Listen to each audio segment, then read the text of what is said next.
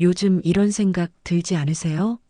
말 한마디 건네려고 해도 괜히 눈치가 보이고 혹시 내가 너무 수다스러운 건 아닌가 걱정도 되고요. 상대방이 지루해하는 것 같아서 말을 아예 안 하자니 또 너무 외로워지는 것 같고 정말 참 애매한 위치에 서 있다는 생각이 들 때가 많으시죠? 이런 경험 한 번쯤 있으실 겁니다. 사실 저도 마찬가지예요. 지난주 제가 동네 단골 카페에 앉아서 아메리카노 한 잔 마시고 있었는데요. 옆 테이블에서 젊은 직장인들이 조곤조곤 이런 이야기를 하더군요. 또 부장님이 오늘 회의에서 자기 과거 무용담 이야기하셨어. 벌써 이번 주에만 세 번째야. 맞아. 똑같은 이야기를 또 하시는데 우리가 뭐라고 말할 수도 없고 정말 힘들어. 그러게. 어떻게 반응해야 할지도 모르겠고, 지루하다고 할 수도 없고, 안 들은 척 할 수도 없고, 그런데 또 며칠 뒤에는 친구 결혼식에 갔다가 이런 이야기도 들었어요. 화장실에서 젊은 며느리들이 속삭이듯 하는 소리였는데요. 또 고모님이 오늘 집안 모임에서 자기 손자 자랑하셨어. 벌써 올해만 몇 번째인지 몰라. 맞아. 손자가 얼마나 똑똑하다는지, 성적이 얼마나 좋다는지 똑같은 이야기를 또 하시는데, 우리가 뭐라고 말할 수도 없고 정말 지쳐. 그러게. 어떻게 반응해야 할지도 모르겠고, 우리 아이들과 비교당하는 것 같아서 기분도 이상하고, 그 순간 정말 가슴이 먹먹해지더군요. 마음 한편이 뭉클했다고 해야 할까요? 혹시 나도 누군가에게 저런 소리를 듣고 있는 건 아닐까? 남성 시니어 분들이라면 내가 후배들에게 옛날 성공담이나 경험담을 이야기할 때, 여성 시니어 분들이라면 내가 며느리나 손자, 손녀, 자녀들 자랑을 할 때 저렇게 부담스러워하고 있는 건 아닐까? 이런 마음 여러분도 한 번쯤 느껴보신 적 있으시죠? 정말 그런 것 같아요. 여러분도 그런 순간을 겪으실 겁니다. 회사에서 후배들에게 내가 너희 나이 때는 말이야 하며 경험담을 들려줄 때, 가족 모임에서 우리 손자가 이번에 또 하며 자랑을 늘어놓을 때, 동네 부녀회나 경로당에서 우리 며느리는 정말 하며 가족 이야기를 할 때, 혹은 아파트 단지에서 이웃들과 만나 요즘 젊은 애들은 하며 세상 돌아가는 이야기를 할 때 말이에요. 분명 내 말에 대답은 하는데 뭔가 형식적이고 진짜 관심 있어 하는 건지, 정말 내 이야기를 들어주고 있는 건지 확신이 서지 않을 때가 있잖아요. 특히 요즘 젊은 사람들은 표현이 참 애매해요. 예전처럼 네, 맞습니다. 이렇게 확실히 반응하지도 않고, 그렇다고 대놓고 지루하다거나 싫다는 표현도 안 하니까 우리로서는 정말 판단하기가 어려워요. 하지만 걱정하지 마세요. 정말 걱정하지 마시길 바랍니다. 오늘은 우리가 나이 들어가면서 꼭 알아두어야 할 정말 소중하고 실용적인 이야기를 함께 나누려고 합니다. 어떻게 하면 더 사랑받고 존경받으며 지낼 수 있는지, 그리고 무엇보다 우리 자신이 더 행복하고 당당하게 살아갈 수 있는지 차근차근 풀어나가 보아요. 여러분, 나이가 든다는 것을 언제 가장 실감하시나요? 어떤 순간에 내가 정말 나이가 들었구나 하고 느끼시는지 궁금해요. 혹시 백화점이나 마트에서 젊은 점원이 어머님, 이쪽으로 오세요 하고 부를 때인가요? 아니면 지하철이나 버스에서 젊은 사람이 자연스럽게 자리를 양보할 때일까요? 혹은 스마트폰이나 컴퓨터를 사용할 때 자꾸 모르는 게 생기면서 시대가 변했구나 하고 느낄 때일까요? 각자 다른 순간들이 있으실 텐데요. 서울대학교 심리학과 연구팀이 전국 50세 이상 성인 1,200명을 대상으로 무려 3년간 진행한 장기 추적 조사에 따르면 정말 놀랍게도 93%의 시니어들이 젊은 세대와의 일상적인 상호작용에서 자신의 나이를 가장 강하게 인식한다고 답했습니다.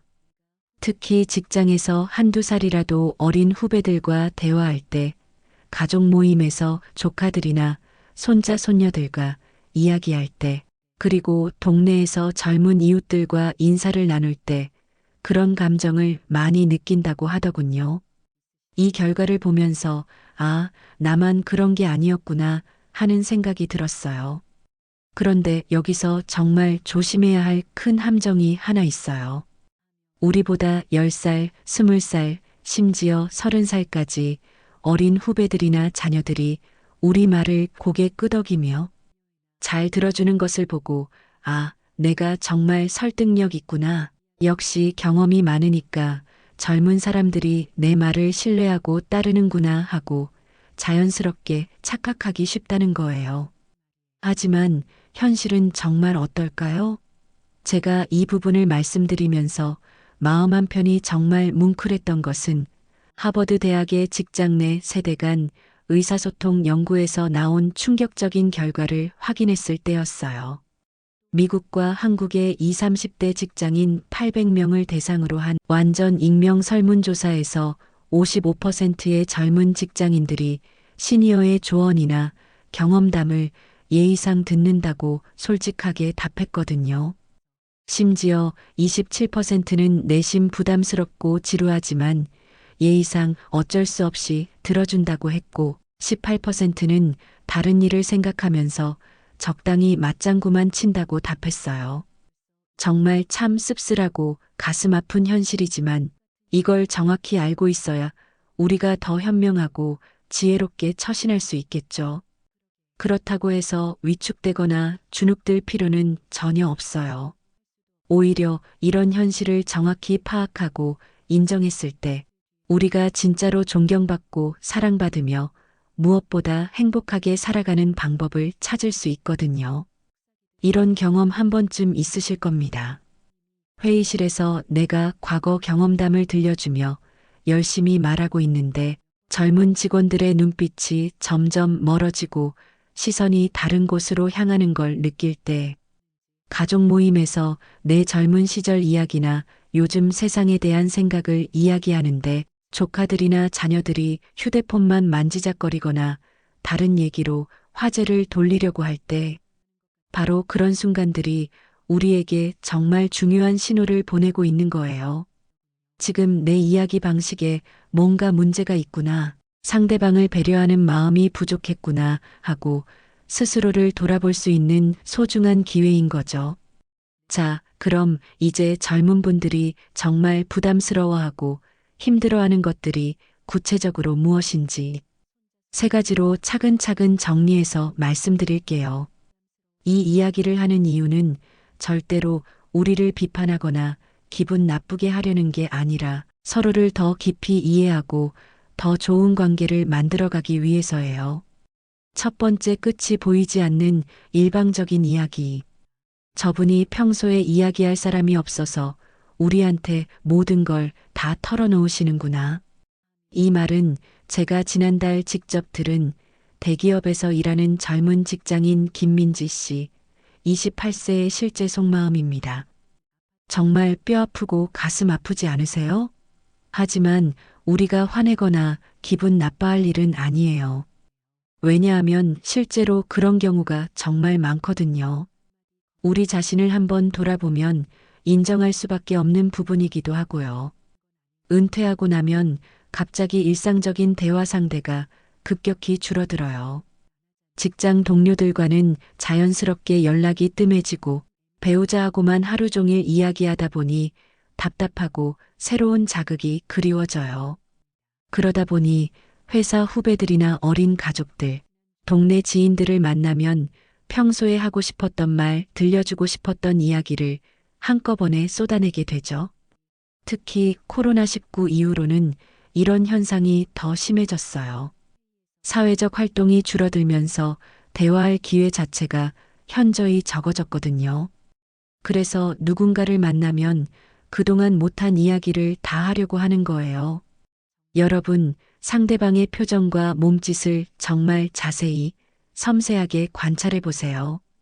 처음에는 네, 그렇군요. 아, 정말요? 하면서 고개를 끄덕이며 적극적으로 맞장구를 쳐주다가 점점 대답이 짧아지고 단조로워지기 시작하죠. 네, 아, 그래요? 이런 식으로 점점 성이 없어져요. 그리고 중요한 건 시계를 슬쩍 보거나 휴대폰을 만지작거리기 시작하면, 심지어 다리를 꼬기 시작하거나 몸을 조금씩 뒤로 빼기 시작하면 그때가 바로 대화를 자연스럽게 마무리해야 할 타이밍입니다. 실제로 연세대학교 사회심리학과에서 진행한 흥미로운 연구 결과가 있어요. 사람들이 진짜로 집중해서 들을 수 있는 일방적인 이야기의 평균 시간이 3분 30초라고 해요. 그 이후부터는 집중력이 급격히 떨어지고 6분이 넘어가면 아예 딴 생각을 하기 시작한다고 하더군요.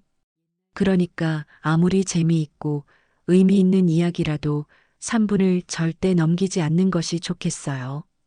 대신 중간중간 너는 어떻게 생각해? 비슷한 경험 있어? 이런 식으로 상대방도 참여할 수 있는 기회를 만들어주세요. 두 번째, 경제적으로 인색한 모습. 제가 최근에 만난 한 후배는 이렇게 솔직하게 말하더군요.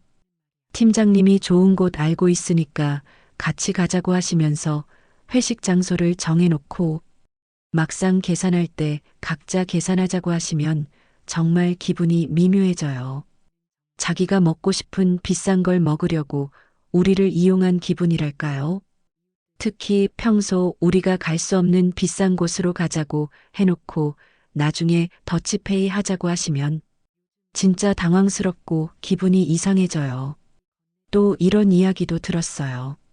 부장님이 회사 근처 유명한 카페에서 비싸고 특별한 원두 커피나 디저트는 본인이 시켜놓고 후배들한테는 너희는 아메리카노나 마셔.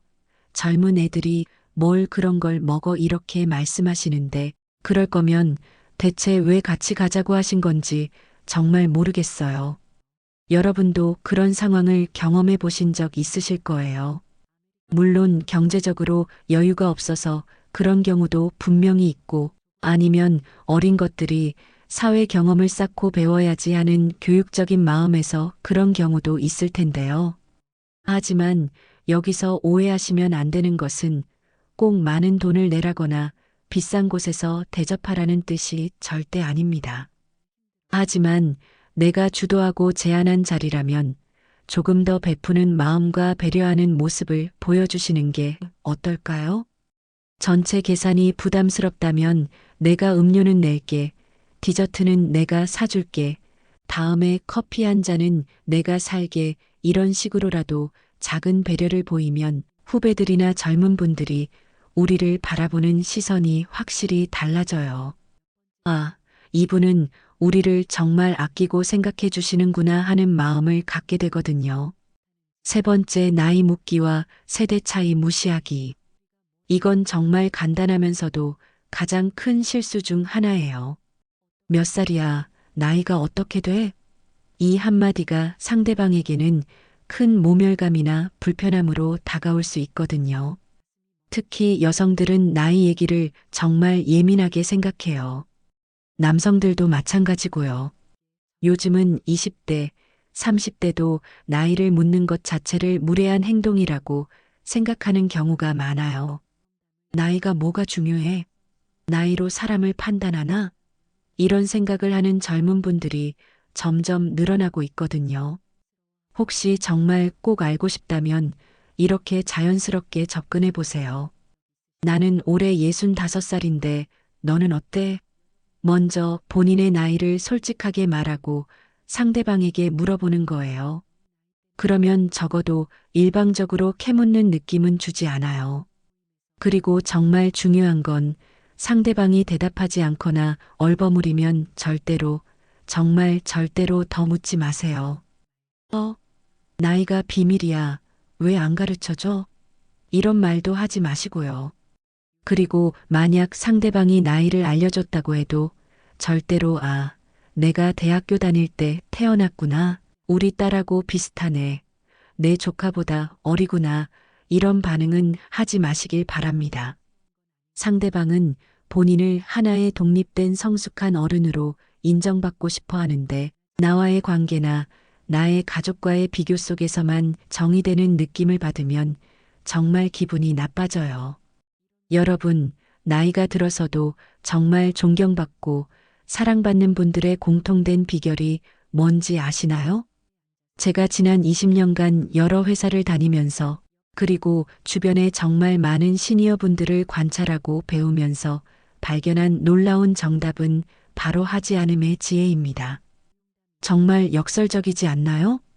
뭔가 특별하고 대단한 걸 해서가 아니라 오히려 불필요하고 부담스러운 일들을 하지 않음으로써 자연스럽게 품격을 지키고 존경을 받는 거예요. 이게 바로 진짜 어른다운 매력이고 지혜죠.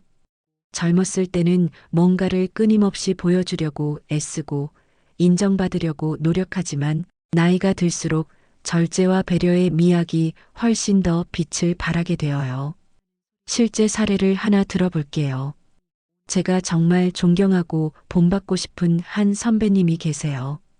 올해 72세인데 아직도 회사에서 고문으로 일하고 계세요. 그분을 처음 만났을 때가 제가 30대 초반이었는데 지금까지도 잊을 수 없을 만큼 정말 인상 깊었던 게 있어요. 회의를 하면서도 절대로, 정말 절대로 젊은 직원들에게 커피를 가져오라고 하거나 심부름을 시키지 않으세요. 오히려 본인이 자연스럽게 일어나서 혹시 커피 마실 사람 있어?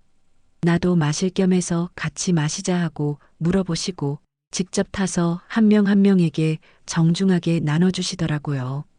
처음에는 아니에요. 저희가 할게요. 제가 가져다 드릴게요 했더니 괜찮아. 나도 좀 일어나서 움직일 겸 하는 거야. 앉아만 있으면 몸이 굳어져 하시면서 정말 자연스럽고 따뜻하게 말씀하시는 거예요. 그리고 회의가 끝나면 꼭 이렇게 말씀하세요. 오늘 다들 정말 수고 많았어. 좋은 아이디어들이 많이 나왔네. 내일 점심시간에 내가 맛있는 곳 하나 알고 있는데 시간 되는 사람들은 같이 가자. 내가 살게. 매번은 아니지만 한 달에 한두 번 정도는 이런 식으로 자연스럽게 베푸시는 걸 보면서 아, 이래서 이 회사의 모든 사람이 이분을 진심으로 좋아하고 존경하는구나 하고 깊이 느꼈어요. 나이가 들고 지위가 높아지고 경험이 많아지면 그 자체로 이미 충분한 무게감과 영향력이 있어요. 그래서 아무것도 요구하지 않고 오히려 베푸는 모습을 보이는 것만으로도 저분은 높은 자리에 계신데도 전혀 권위적이지 않으시네. 오히려 우리를 더 많이 배려해 주시네 하며 자연스럽게 존경받게 되는 거예요. 이런 것들은 정말 절대로 하지 마세요. 후배나 어린 사람에게 커피나 물 심부름 시키기, 퇴근 후나 주말에 업무 관련 연락하기, 본인 생일이나 기념일이라고 회식 강요하기, 회사 법인카드나 공용 예산으로 개인적인 결제하기, 젊은 직원들 앞에서 요즘 애들은 참 버릇없어. 우리 때는 안 그랬는데 하며 세대를 일반화해서 비판하기, 본인의 과거 성공담이나 무용담을 반복적으로 이야기하기. 실제로 하버드 경영대학원의 조직심리학 연구에서도 명확하게 나타난 결과인데요. 직급이나 나이가 높을수록 베푸는 행동을 할 때 그 임팩트와 감동이 몇 배로 커진다고 해요. 부장이 신입사원에게 커피를 사주는 것과 대리가 신입사원에게 커피를 사주는 것이 주는 감동과 기억의 크기가 완전히 다르다는 거죠. 당연한 얘기지만 높은 사람이 낮은 사람을 배려할 때 그 마음이 훨씬 더 깊이 전달되는 거예요. 하버드 의과대학에 무려 75년간 진행된 장기 연구, 이른바 그랜트 연구를 혹시 들어보셨나요? 1938년부터 시작해서 지금 이 순간까지도 계속되고 있는 인류 역사상 최장기 행복과 건강에 관한 연구예요.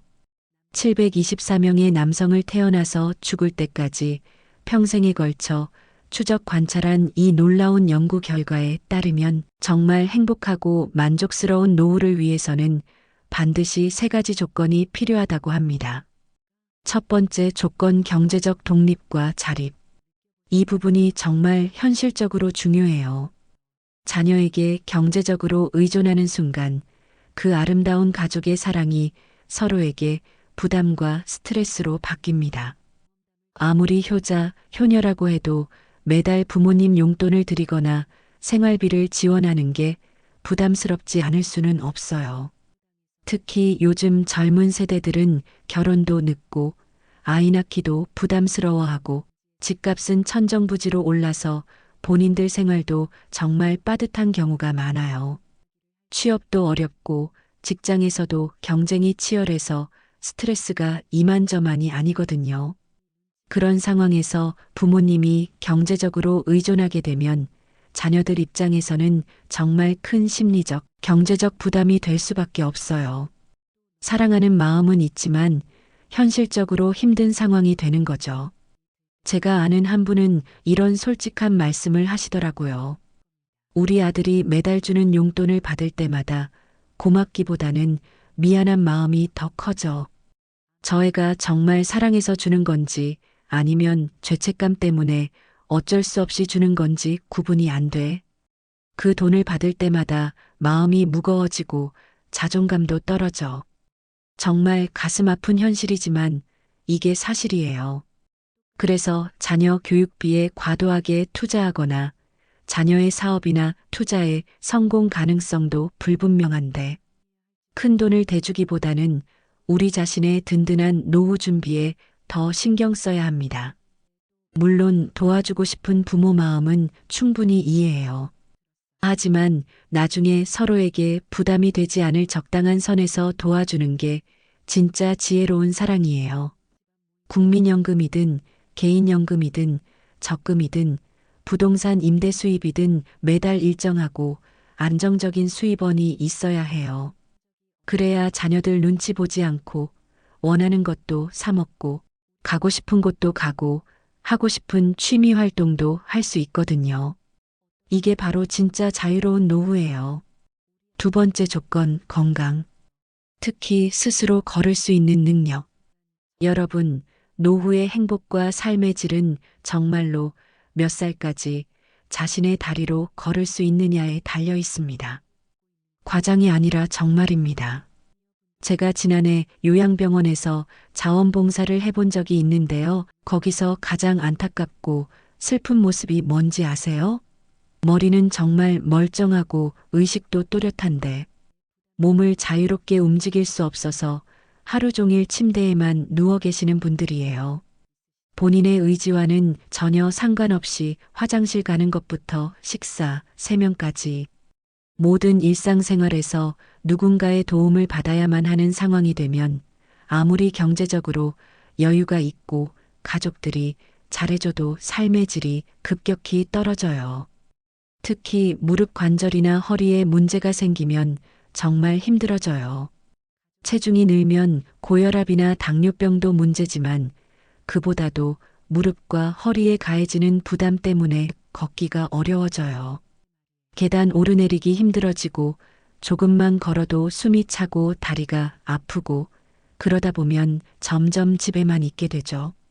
집에만 있게 되면 근육량은 더 줄어들고 골다공증은 심해지고 우울감도 커져요. 정말 악순환이 시작되는 거예요.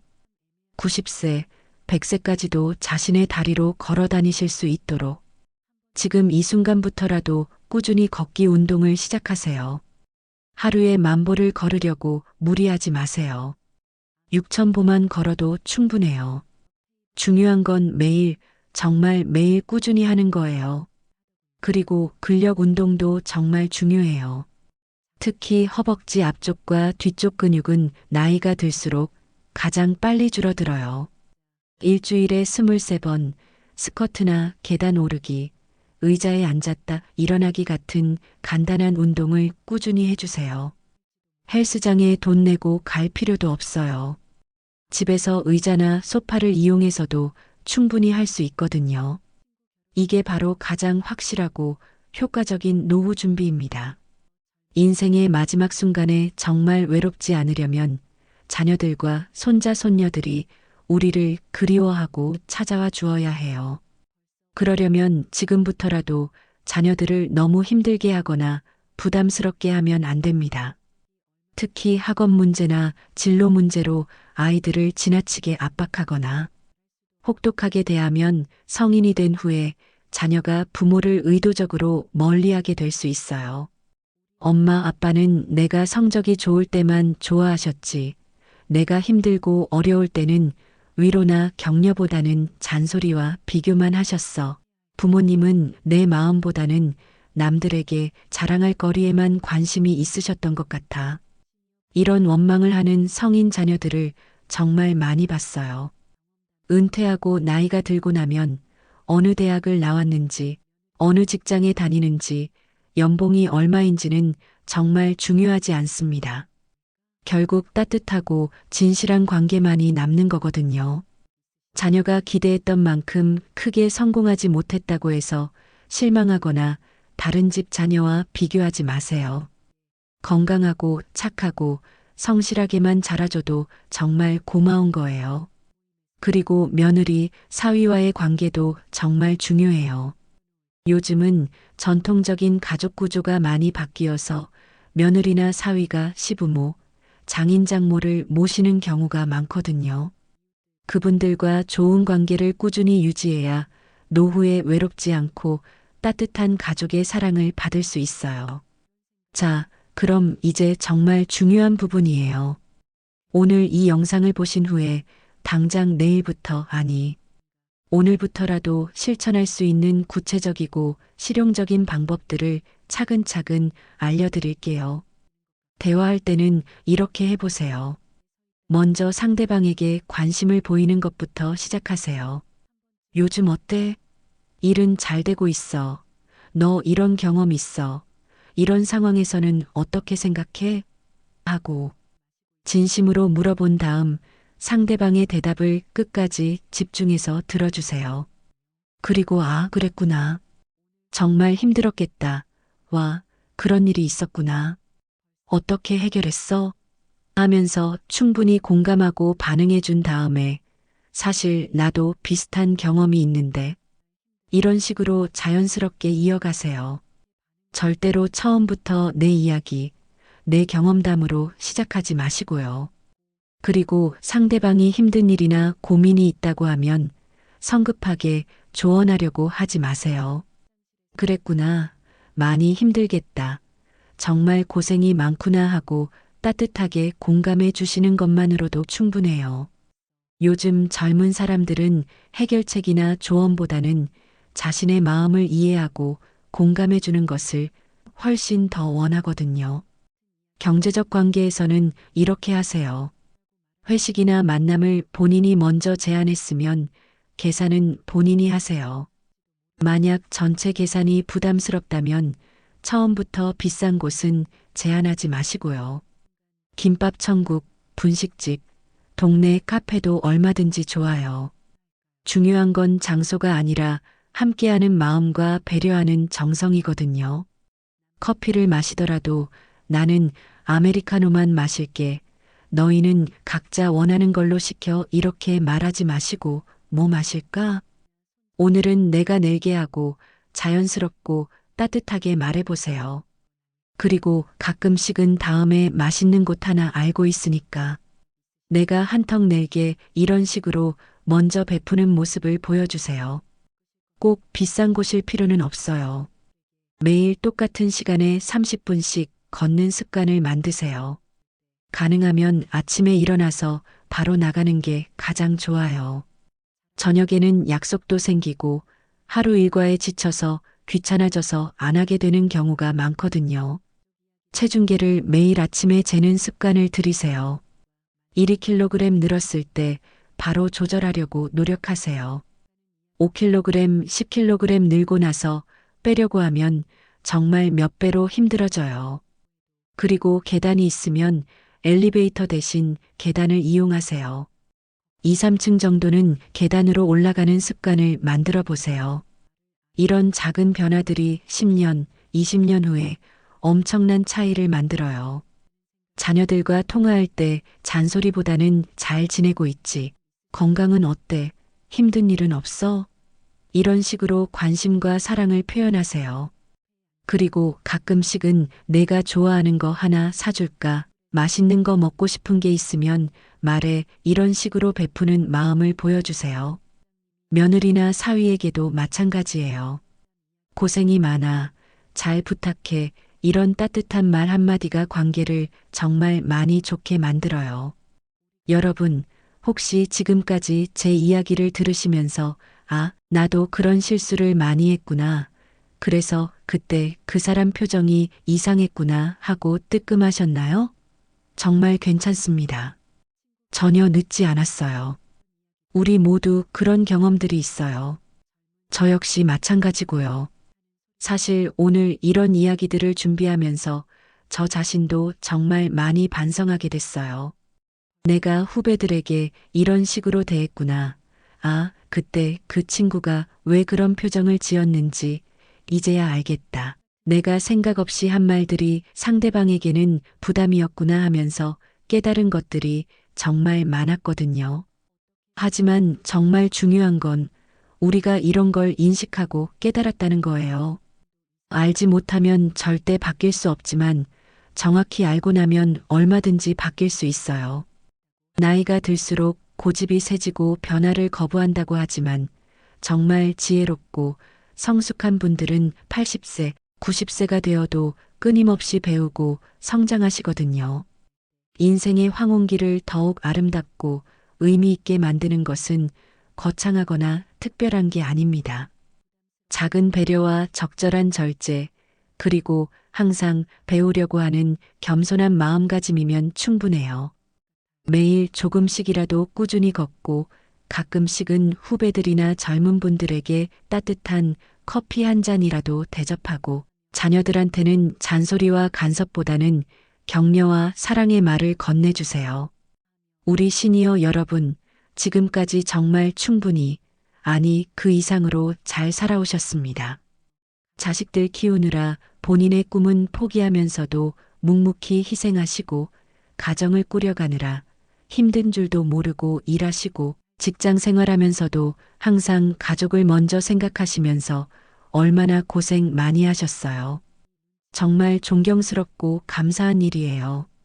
이제는 그런 무거운 책임감은 조금 내려놓으시고 더 여유롭게, 더 지혜롭게 나머지 소중한 인생을 충분히 즐겨보세요.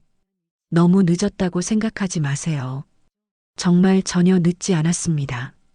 할 수 있습니다. 70세에 새로운 걸 시작해도 80세에 변화를 시도해도 전혀 늦지 않아요.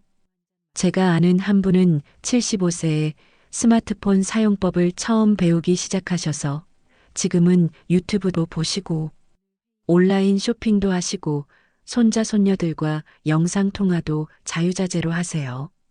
또 다른 분은 78세에 처음으로 등산을 시작하셔서 지금은 전국의 명산을 다니면서 정말 건강하고 활기차게 지내세요.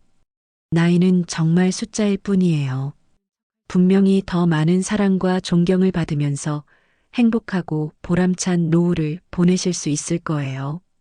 여러분도 주변에서 그런 분들을 보신 적 있으시죠? 나이가 들어도 젊은 사람들이 자연스럽게 찾아가고 싶어 하고 조언을 구하고 싶어 하고 함께 시간을 보내고 싶어 하는 멋진 어른들 말이에요. 그분들의 공통점이 뭔지 아세요? 바로 자연스럽게 베풀 줄 아시고 진심으로 들어줄 줄 아시고 무엇보다 상대방을 편안하고 행복하게 만들어주시는 분들이에요. 강요하지도 않고 가르치려고 하지도 않고 그냥 함께 있는 것만으로도 따뜻함을 느낄 수 있게 해주시는 거죠. 우리도 얼마든지 그런 어른이 될 수 있어요. 아니, 이미 그런 잠재력과 가능성을 충분히 가지고 계세요. 지금까지 쌓아온 풍부한 경험과 지혜, 그리고 오늘 함께 나눈 이야기들을 잘 활용하시면 분명 가능해요. 그리고 꼭 기억하세요.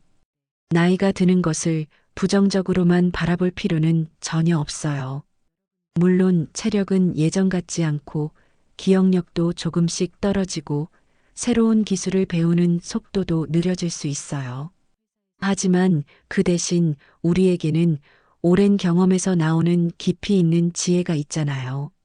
남성분들은 수십 년간 직장 생활을 하면서 쌓은 인맥과 노하우, 위기를 극복해 본 경험이 있고, 여성분들은 가정을 꾸리고 자녀를 키우면서 터득한 사람을 다루는 지혜와 살림의 기술, 갈등을 조정하는 능력이 있어요. 그리고 인생을 바라보는 여유롭고 성숙한 시각이 있고, 무엇보다 사람의 마음을 이해하고 읽는 탁월한 능력이 있잖아요. 젊은 사람들이 가지지 못한 소중한 것들을 우리는 가지고 있어요. 그걸 잘 활용하면서 동시에 젊은 세대의 새로운 문화와 생각을 이해하려고 꾸준히 노력한다면 정말 멋지고 존경받는 시니어가 될 수 있을 거예요. 마지막으로 하나만 더 부탁드릴게요. 혹시 주변에 외로워하시거나 소외감을 느끼시는 또래분들이 계시면 오늘 이 소중한 이야기를 꼭 나눠주세요. 그리고 서로 격려하고 응원해주세요. 우리끼리라도 따뜻하게 지내고 서로를 소중히 여기면 그 긍정적인 에너지와 온기가 자연스럽게 젊은 세대에게도 전해질 거예요. 나이 드는 것은 특권이고 지혜롭게 나이 드는 것은 예술입니다. 정말 그렇지 않나요? 우리 모두 그런 아름다운 예술가가 되어 봅시다. 오늘 이야기가 여러분의 마음에 작은 울림이라도 되었다면 댓글로 여러분의 솔직한 생각을 들려주세요. 어떤 부분에서 특히 공감하셨는지, 또 어떤 새로운 깨달음을 얻으셨는지, 그리고 어떤 경험을 하셨는지 나눠주시면 저도 정말 기쁘고 보람될 것 같아요. 그리고 이 영상이 도움이 되셨다면 주변의 시니어 분들과도 꼭 함께 나누어 주시기 바랍니다. 더 많은 분들이 행복한 노후를 보내실 수 있도록 말이에요. 여러분 모두 늘 건강하시고 매일매일 행복하세요. 다음에도 더 유익하고 따뜻한 이야기로 찾아뵙겠습니다. 오늘도 끝까지 함께 해주셔서 정말 고맙습니다.